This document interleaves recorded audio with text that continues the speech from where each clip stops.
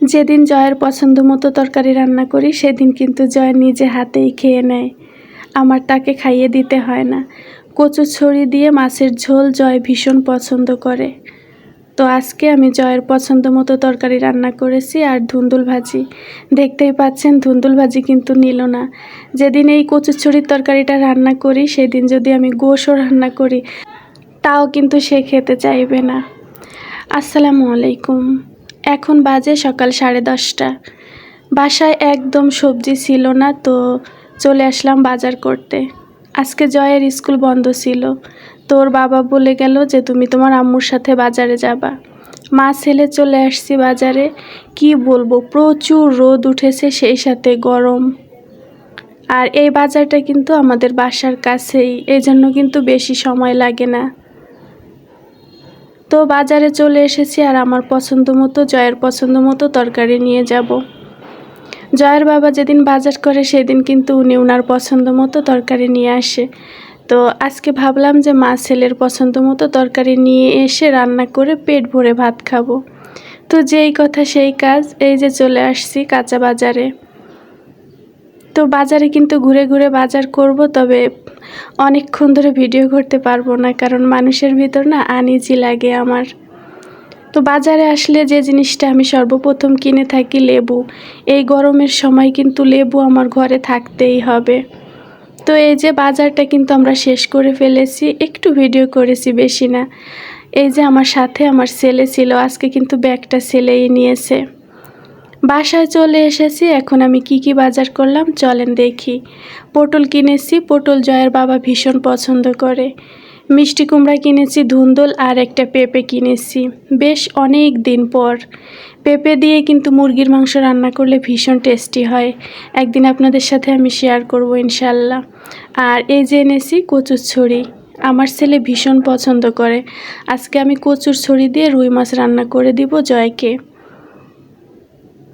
তো তরকারিগুলো কিন্তু আমি কেটে নিয়েছি আর সোজা চলে আসলাম রান্না করতে। এই কড়াইটা কিন্তু আমি গত ভিডিওতে আপনাদের সাথে দেখিয়েছি, আমি কিনেছি নতুন। তো নতুন জিনিসে রান্না করতে না আমার ভীষণ ভালো লাগে। তো যেদিন থেকে কিনে এনেছি সেদিন থেকেই কিন্তু রান্না শুরু করে দিয়েছি।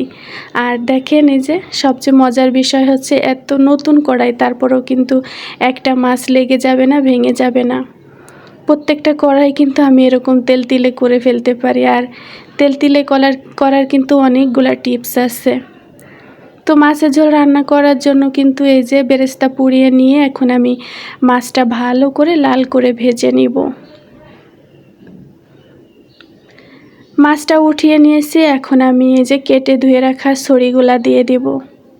ছড়িত কিন্তু একটু তেলতেলা থাকে, পিছলা টাইপের। তো একটু লবণ দিয়ে আর হালকা গরম পানি দিয়ে ধুলে কিন্তু পিছলাটা আর থাকে না।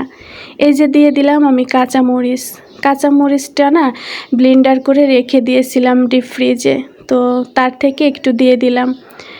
এই মরিচগুলায় একটুও ঝাল নেই, যার কারণে একটু বেশি করে দিয়েছি। সাথে আমি দিয়ে দিলাম পরিমাণ মতো লবণ, আর এখন দিয়ে দিব হলুদ। তেলের উপরে আমি কচুর ছড়িটা বেশ কিছু সময় ধরে কষিয়ে নিব।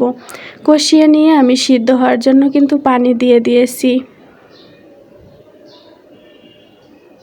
সিদ্ধ হওয়ার জন্য পানি যখন টেনে গিয়েছিল আমি ঝোলের পানি দিয়ে দিয়েছি, দিয়ে আমি মাছটা উপর থেকে বিছিয়ে দিয়েছি। কিছু সময় একটু জাল না হলে না ঝোলে বেশি মজা লাগে না, এই জন্য মাছ দিয়ে কিছু সময় আমি জাল করে নেই।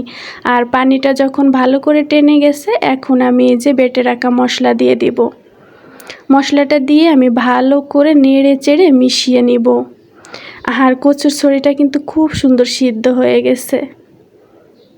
আমার ছেলে কিন্তু বারবার আসছিল আমার কাছে, আম্মু রান্না হয়েছে কি না। আসলে হয়েছে কি, বাজার থেকে এসে একটু ফ্যানের নিচে বসেছিলাম, যার কারণে রান্নাটাও করতে বেশ দেরি হয়ে গেছে। তো মাছের ঝোলটা নামিয়ে ফেলেছি, আর এই যে ধুন্দুলটাও ভাজি করে ফেলবো। ধুন্দুল ভাজি খেতে আমার ভীষণ ভালো লাগে, একটু মিষ্টি মিষ্টি লাগে, তো প্রায়ই কিন্তু করে থাকি। রান্না শেষ করে চলে আসছি জয়কে খাবারটা দিতে।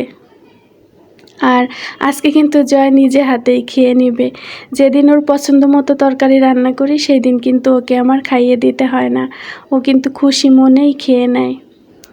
তো ওই যে এই মাছটা চাচ্ছিল, বড় একটা মাছ দিয়ে দিলাম আর ঝোল দিয়ে দিলাম, খেয়ে নেবে। আর ধুন্দুল ভাজিটা কিন্তু ও ধরবেও না। তো কথা বলতে বলতে কিন্তু আমি ভিডিওর একদম শেষ পর্যায়ে চলে আসছি। সবাই অনেক বেশি ভালো থাকবেন এবং সুস্থ থাকবেন।